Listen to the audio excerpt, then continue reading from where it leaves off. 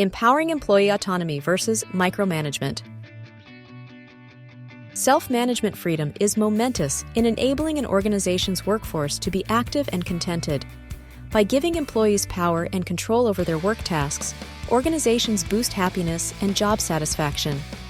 Autonomy is the freedom to determine how to execute work duties, define targets, and select working hours. This is very different compared to micromanagement, where employees are bound to grasp disengagement and anger.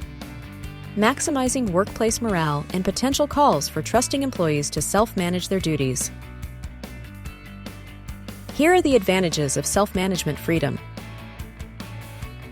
Increased loyalty from employees.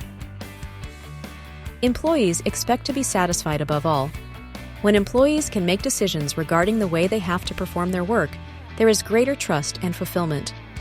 Autonomy allows employees to choose their tasks and work in a manner that they find best suited for them, which makes them happy at work. This loyalty and satisfaction translates into decreasing turnover rates. After all, employees would rather stay.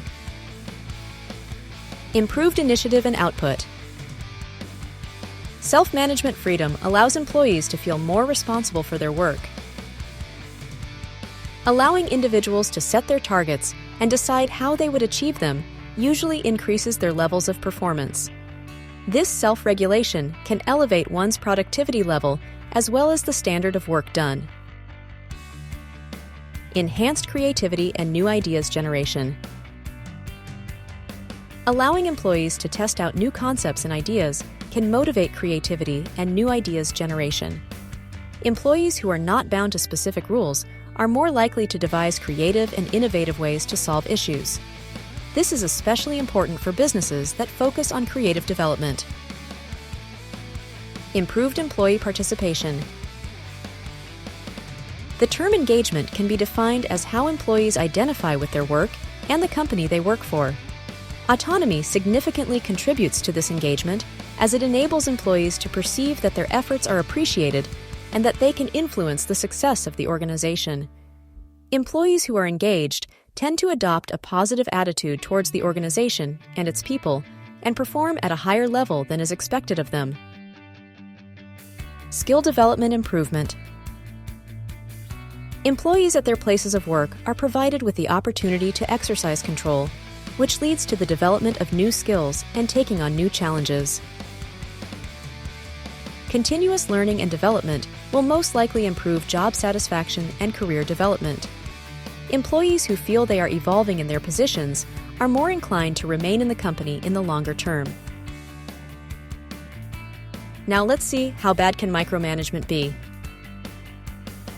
Micromanagement, the lack of autonomy, is defined as a control phenomenon where someone exercises extreme supervision over a person's efforts. Although one may implement micromanagement techniques to maintain high performance, it usually undermines employee spirit and productivity. Lowered spirit and motivation. Employees subjected to micromanagement systems tend to feel neglected and mistrusted. With the degree of scrutiny and control micromanagement entails, workers risk becoming disengaged or demotivated, which decreases the morale they once possessed along with their work attitudes. Decline in output. Micromanagement shifts the focus at work to numerous single tasks rather than objectives set for teams. Constant supervision of employees makes it harder for these workers to focus on completing tasks in a resourceful manner, as their primary concern becomes fulfilling the expectations of their supervisor. Restricted imagination and advanced development. Micromanaged employees typically do not have real opportunities to decide on new methods or tactics to resolve business problems. A lack of motivation and innovation often exists among employees if they are not encouraged to pursue new ideas or try new ways of doing things. It becomes hard for the organization to adapt and succeed in a competitive market. Increased turnover. Workers who feel as if they are being micromanaged will actively look for jobs elsewhere. For organizations, high turnover is often expensive due to the extra hiring and training that needs to be done alongside the loss of knowledge within the organization. Giving employees more freedom. on how they work and their roles in decision-making. Giving employees more freedom to work and integrate them into the decision-making of the organization can be done in the following ways. Ensure setting of achievable objectives and outcomes. While having freedom, there should be expectations and attainable objectives set. Employees should know what is expected of them and what goals they are trying to achieve. This helps employees to better understand the level of guidance given to them. Do ensure that employees have the right tools to succeed. Employees require adequate support and resources to do their job effectively. Support and tools should include training and guidance at the appropriate time. Providing these resources is a way of showing the employees that the organization is committed to them. Support straightforward and direct communication. To enhance the culture of autonomy, communication should be open. An employee should be at ease sharing their thoughts and worries along with any opinions or suggestions with their superior. Such flexible communication enables the development of relationships as well as an environment in which employees can feel appreciated because their input matters. Put trust in employees' decision-making capabilities. This trust is essential to self-governance. For this reason, a company's upper-level management must have the confidence that employees are capable of making decisions and completing their work. This can be earned over some time if the trust and support are persistent. Introduce flexibility. The directions, places, and times work can be performed are crucial for growing self-governance. To achieve greater work satisfaction and an overall healthy balance between work and personal life, workers should be given more control over their work environment and schedules. Examples and case studies.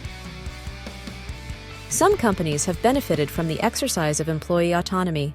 For instance, some technology companies have autonomous work cultures. Workers in these companies are often allowed to select their projects and goals and manage their time as they want. This practice has led to enhanced innovation and satisfaction among employees. Another instance is the video game company, which has no formal managers and encourages a self-driven organizational structure. Everybody has the freedom to select the projects they would like to work on, and they can take the lead and work with others if they want to. This level of independence has created an enthusiastic and highly innovative workforce. In conclusion, the autonomy given to employees can significantly increase their level of job satisfaction, motivation, and productivity. Allowing employees the freedom to execute their work, coupled with the appropriate support and resources, can make the workforce more engaged and more innovative. The negative impacts of micromanagement suggest the need for an organizational culture that cultivates autonomy, which allows employees to take responsibility for their contribution towards the organization's success. Autonomy makes it necessary to set clear expectations and trust and support employees, but the advantages outnumber the disadvantages. As more organizations appreciate autonomy, it will probably become a key feature of modern workplace practices.